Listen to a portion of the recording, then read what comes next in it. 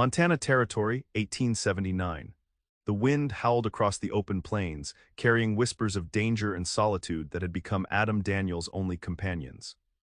At 25 years old, he had already seen enough death and betrayal to last several lifetimes.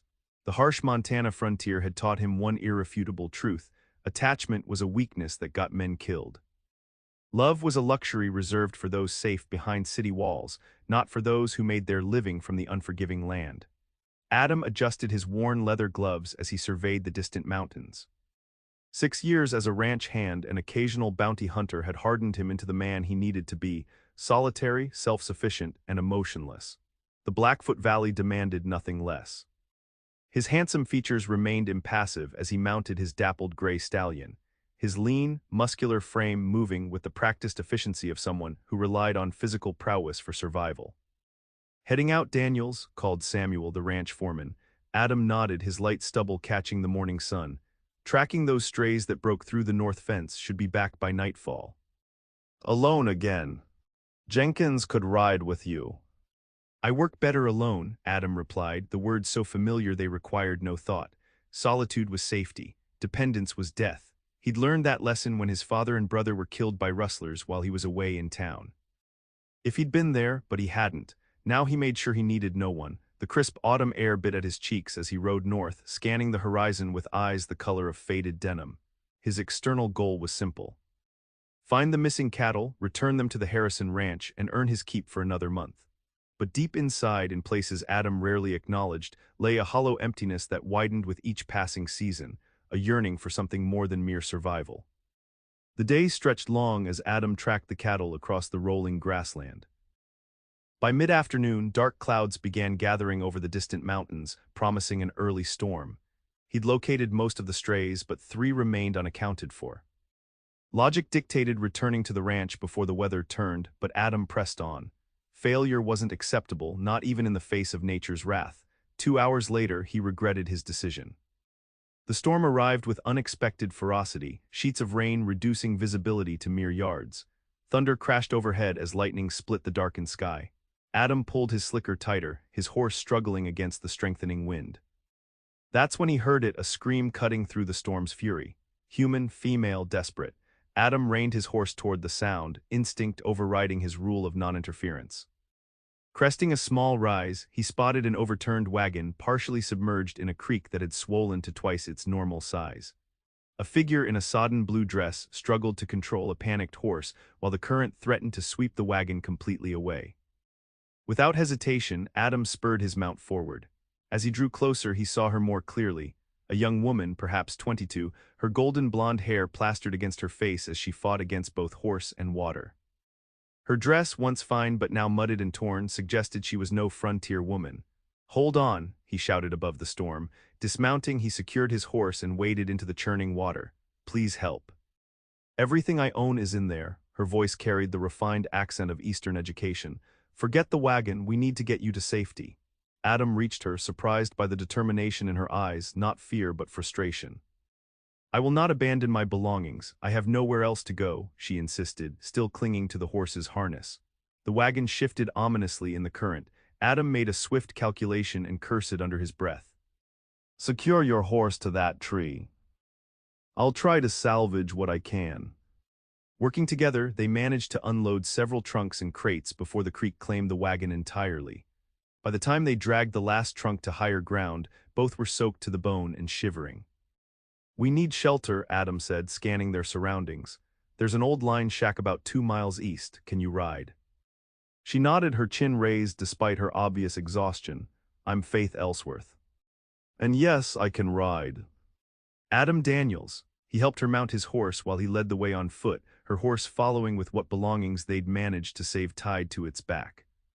As they trudged through the mud, Adam silently berated himself. This woman's presence complicated everything. The isolation he carefully maintained was already compromised, and now he'd be responsible for her until the storm passed. Worse still was the unwelcome awareness of her, the delicate curve of her jaw, the determined set of her shoulders, the way her golden hair curled as it began to dry. The line shack appeared as the last light faded, a crude one-room structure with a sagging roof and weathered walls. Not much, but it would keep the rain out. It's not the Cosmopolitan Hotel, Adam said as he pushed the door open, but it's dry. Faith dismounted without assistance, her movements graceful despite her sodden clothing. I'm not as delicate as I appear, Mr. Daniels. The interior was spare but functional, a small stove, a rough wooden table with 2 chairs and a narrow cot. Adam busied himself starting a fire while Faith assessed their surroundings.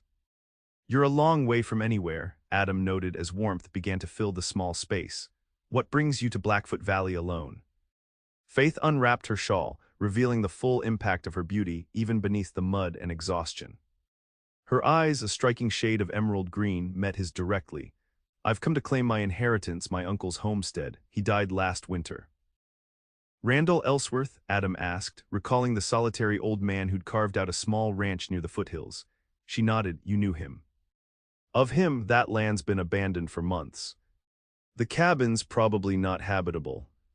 Nevertheless, it's mine now, all I have left. Something in her tone suggested a story deeper than mere inheritance. Adam retrieved blankets from his saddlebag. You should change out of those wet clothes. I'll step outside. Faith's laugh surprised him, a genuine sound that seemed incongruous with their circumstances. Into the storm, don't be ridiculous. Turn your back if propriety demands it, but don't catch your death on my account. Adam obliged, facing the wall while listening to the rustle of fabric. This woman was unlike anyone he'd encountered before, educated but practical, refined yet resilient. What about you, Mr. Daniels? What's your story? She asked. No story.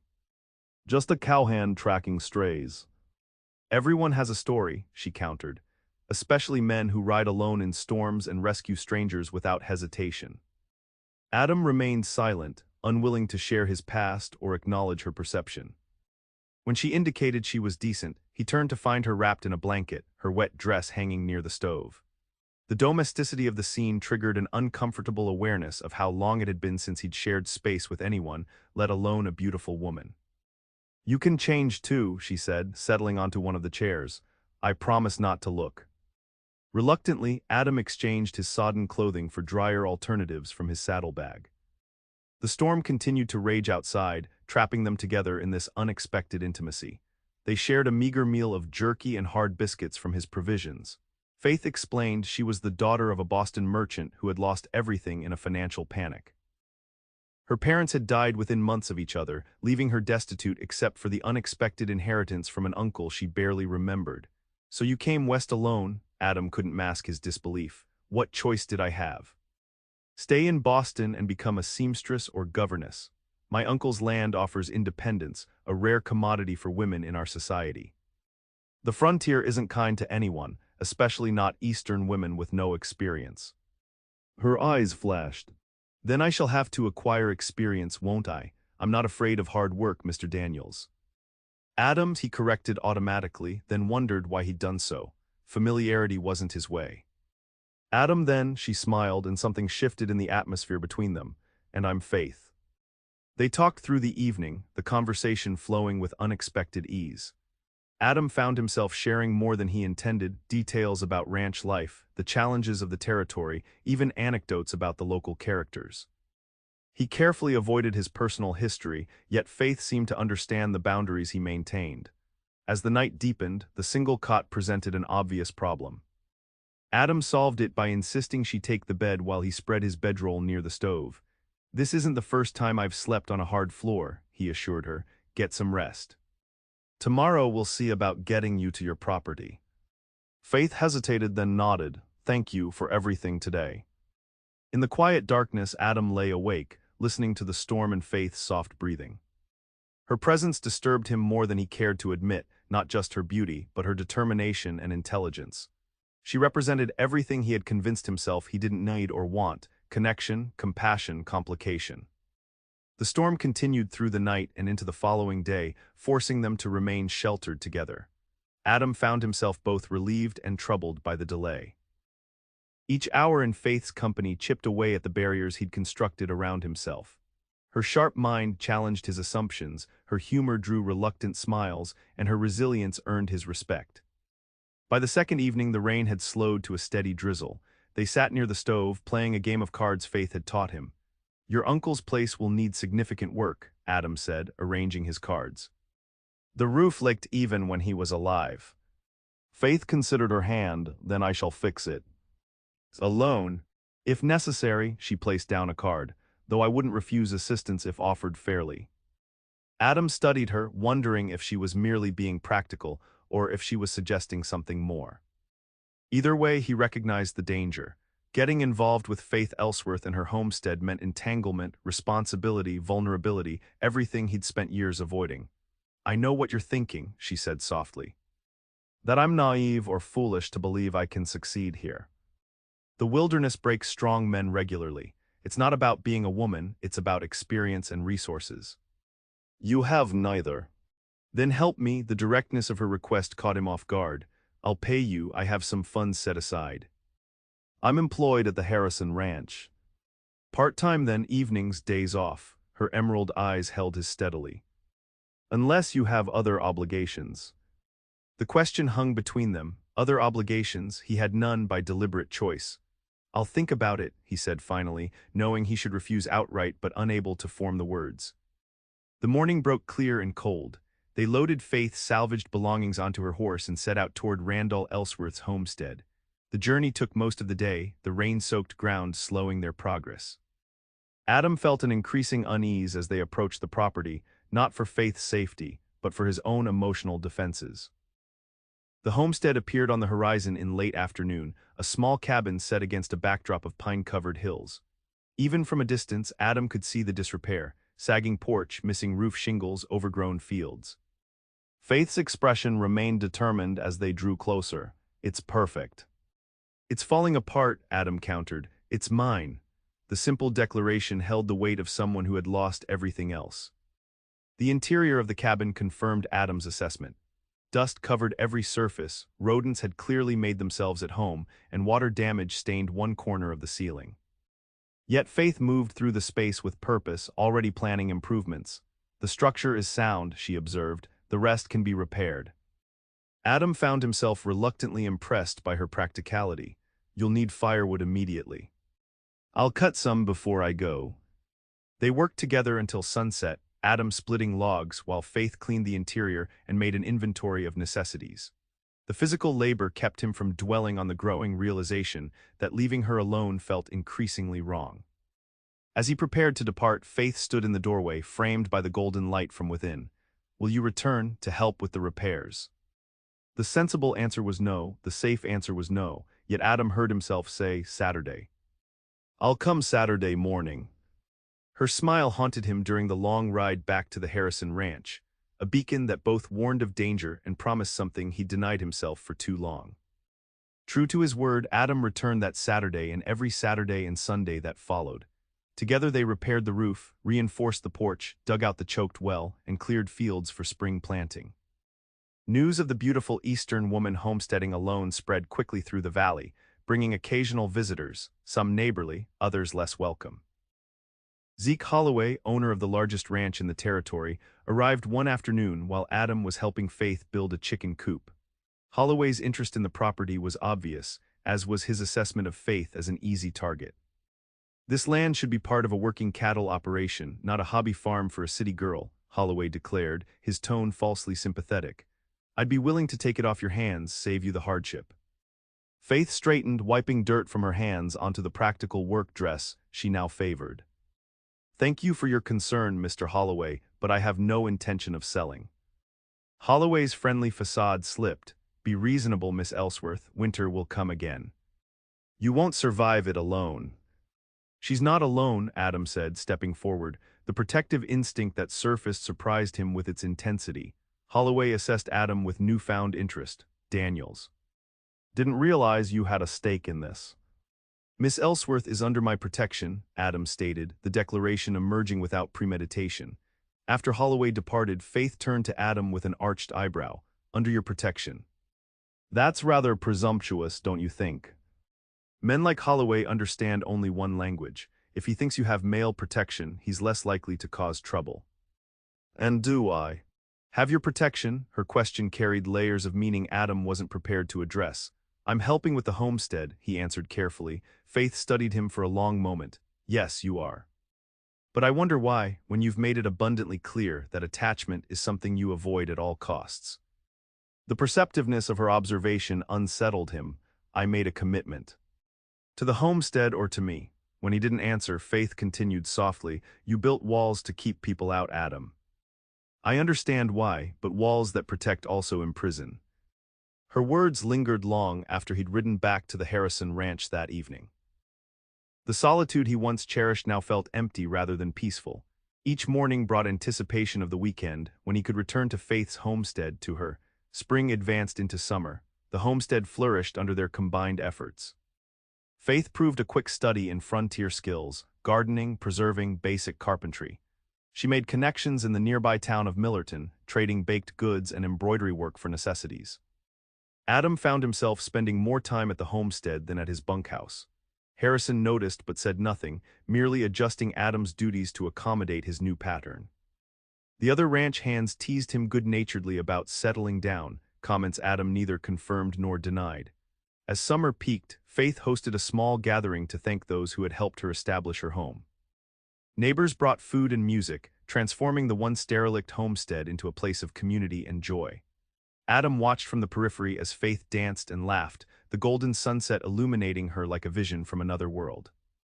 Later, as the guests departed, they stood together on the now sturdy porch. Thank you, Faith said. None of this would have been possible without you. You would have managed, Adam replied, though he knew the truth was more complicated. Faith shook her head, perhaps, but it would have been a mere existence, not a life. Her hand found his in the gathering darkness. You've given me more than labor, Adam. You've given me friendship when I was alone in a strange land.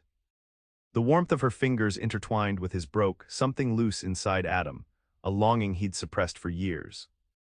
Before he could respond, a rider approached at speed, disrupting the moment. It was Jenkins from the Harrison ranch. Daniels, thank God I found you. There's trouble, rustlers hit the north pasture. Harrison's gathering men for pursuit. Adam's duty was clear, yet leaving Faith felt impossible. I have to go. I understand, she said, releasing his hand. Be careful. The posse tracked the rustlers for 2 days before confronting them in a narrow canyon. The ensuing gunfight left 2 rustlers dead and Jenkins wounded. Adam emerged physically unscathed but mentally shaken. The violence he'd once accepted as part of frontier life now seemed senseless and empty compared to the peace he'd found at Faith's homestead. Upon his return, Adam rode directly to Faith's property, arriving as dusk painted the sky in shades of purple and gold. She ran from the cabin at the sound of his approach, relief evident in her expression. I heard about the gunfight, she said, helping him dismount. Are you hurt? No, but Jenkins took a bullet in the shoulder.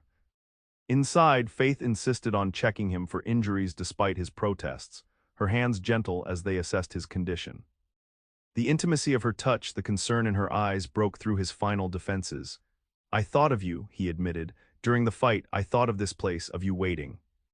Faith stilled, her hands resting against his chest. And what did you think? That I want to come home, that maybe home isn't a place but a person. Her eyes widened. Adam. I've been lost, he continued, the words flowing now that the dam had broken. Lost in the belief that being alone kept me safe. But seeing you build this place, watching you reach out rather than withdraw, it showed me what I've been denying myself. Faith's smile trembled, and what is that? Connection, purpose. The chance to build something lasting with someone who matters. He expected Faith to welcome his revelation, but instead she stepped back, troubled. Adam, there's something I haven't told you. Something that might change how you feel. The sudden shift alarmed him. What is it? Faith moved to a small secretary desk and withdrew a folded document. My uncles will include a condition I didn't disclose. To retain ownership of this land, I must marry within 1 year of taking possession. Adam stared at her. Why didn't you tell me? At first because it didn't concern you, later because, she hesitated. Because I feared you would think any feelings between us were motivated by my need to keep this property. The revelation stung not because of the condition itself but because of her secrecy. Were they, are they? No, Faith answered fiercely. I could have found someone in town willing to enter a marriage of convenience. Several have offered. Then why didn't you? Because I fell in love with a stubborn cowboy who believes he's better off alone. her direct gaze challenged him. A man who helped me build a home, while refusing to acknowledge he was building himself a place in it too. The truth of her words struck Adam with physical force. He had been building more than a homestead, he had been constructing a future he hadn't allowed himself to imagine. "How much time remains?" he asked. "The deadline is October 15th, 6 weeks from now." Adam nodded slowly. "Then we have a decision to make." Before they could discuss further, commotion outside drew their attention. Through the window they saw 3 riders approaching Holloway and 2 of his men. "Stay inside," Adam instructed, moving to the door. "This is my home. I'll face him with you," Faith countered, following him onto the porch. Holloway dismounted, his expression unpleasant. "Evening, Daniels, Miss Ellsworth. Heard an interesting rumor in town today." Adam positioned himself slightly in front of Faith. "What business brings you here, Holloway?" "Seems our Eastern lady has a deadline approaching." Holloway smiled coldly. "Marry or forfeit this land. Clever provision from old Randall ensures his niece isn't just using the property as a temporary convenience." Faith stiffened beside Adam. "My arrangements are none of your concern." "They become my concern when valuable grazing land hangs in the balance." Holloway gestured expansively. "This property connects my north and south ranges. I've wanted it for years." "It's not for sale," Faith stated firmly. "Won't need to buy it if you fail to meet the terms of the will." Holloway's gaze shifted to Adam. "Unless you're planning to help her out, Daniels, though I can't see a confirmed loner like yourself tying himself down." The challenge in Holloway's words cut close to Adam's core fears. Was he capable of the commitment Faith needed, or would his instinct for self-preservation ultimately win out? "I think you should leave," Adam said evenly. Holloway shrugged, "Just being neighborly." "Letting Miss Ellsworth know she has options when her deadline arrives." He tipped his hat to Faith. "My offer to purchase stands. Think about it, money in your pocket instead of a desperate marriage to some fortune hunter." After Holloway departed, an uncomfortable silence settled between them. The rancher's words had voiced Adam's deepest fears about himself, about his capacity for commitment. "He's trying to intimidate you," Adam finally said. "Yes, but he also raised a valid point." Faith looked at him directly. "I won't trap you, Adam. Whatever develops between us must be genuine, not driven by external pressures." Adam struggled with the competing impulses within him, the desire to protect Faith and her home battling against his ingrained fear of vulnerability. "I need time to think." Faith nodded, though disappointment flickered across her features. "I understand." Adam rode back to the Harrison ranch that night, his mind in turmoil.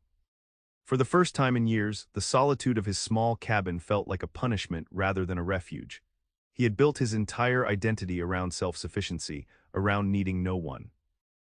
Yet in helping Faith create her home, he had inadvertently created a place for himself as well, a place that now felt more real than his carefully constructed isolation.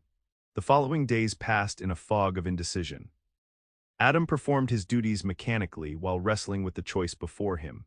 Marriage meant surrendering the independence he'd clung to since his family's deaths.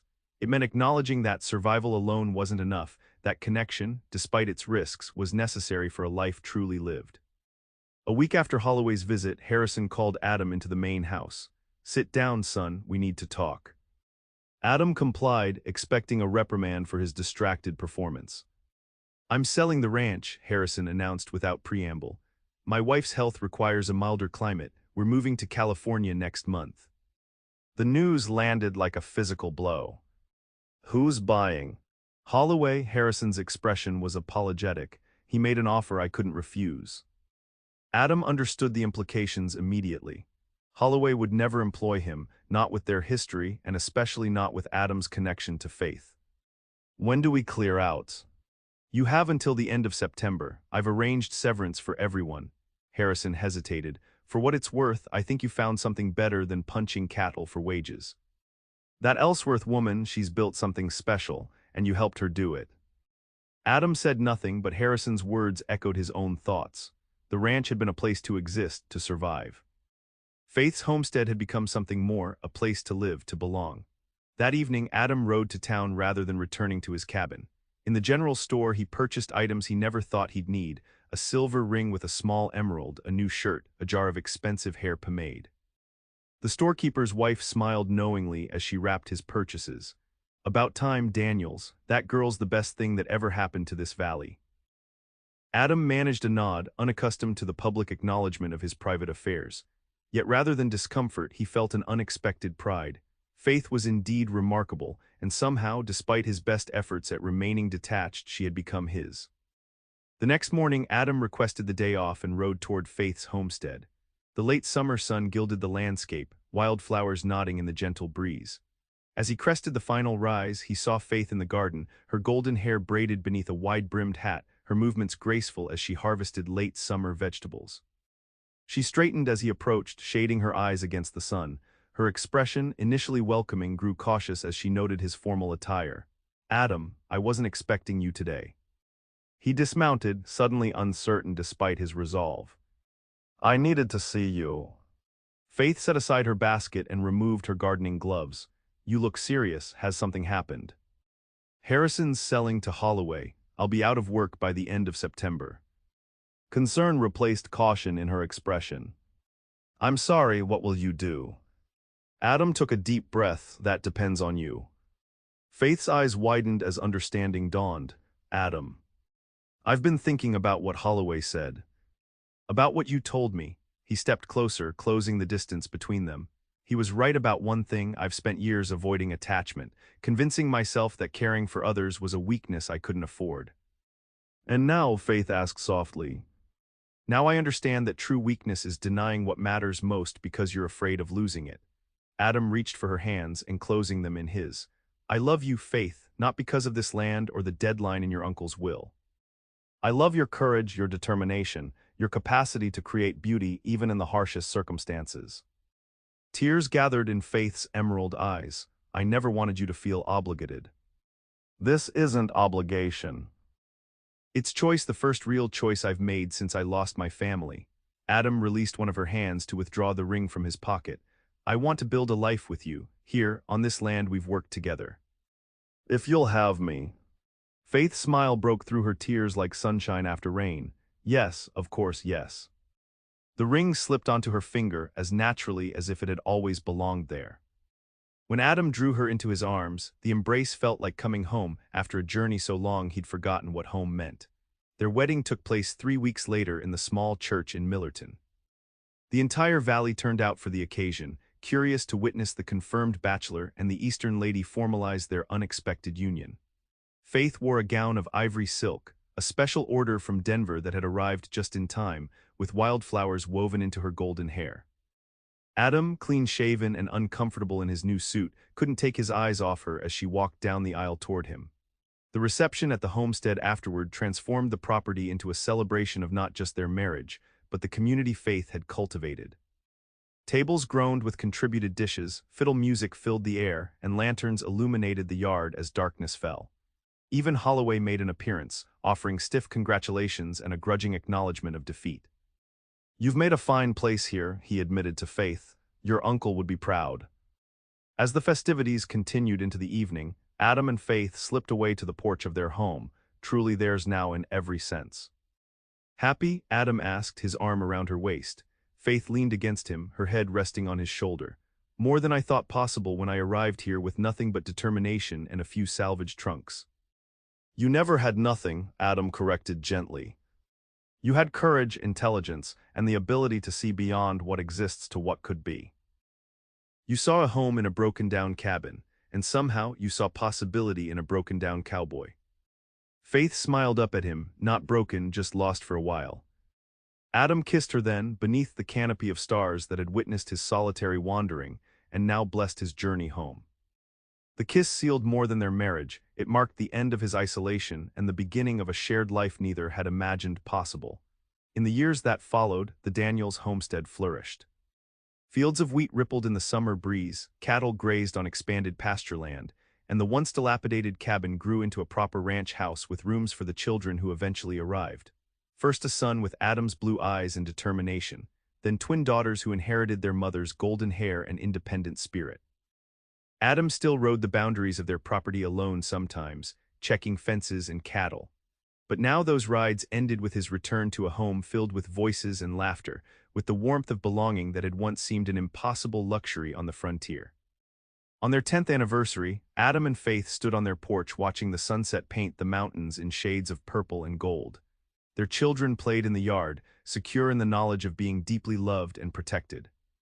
"Do you ever regret it?" Faith asked softly, "giving up your solitude for all this beautiful chaos?" Adam drew her close, marveling at how the passing years had only enhanced her beauty, not for a single moment. "I thought I needed isolation to survive. You showed me I needed connection to truly live." Faith smiled up at him, her emerald eyes reflecting the last golden light of day. "For a man who claimed to have no story, you've helped write quite a remarkable one." "Our story," Adam corrected, his lips finding hers in the gathering twilight. And as darkness settled over the valley they had tamed together, Adam Daniels, once lost in the wild, found himself exactly where he was meant to be. Home in the arms of the woman who had taught him that the greatest strength wasn't in standing alone, but in the courage to build a life with someone worth risking everything for.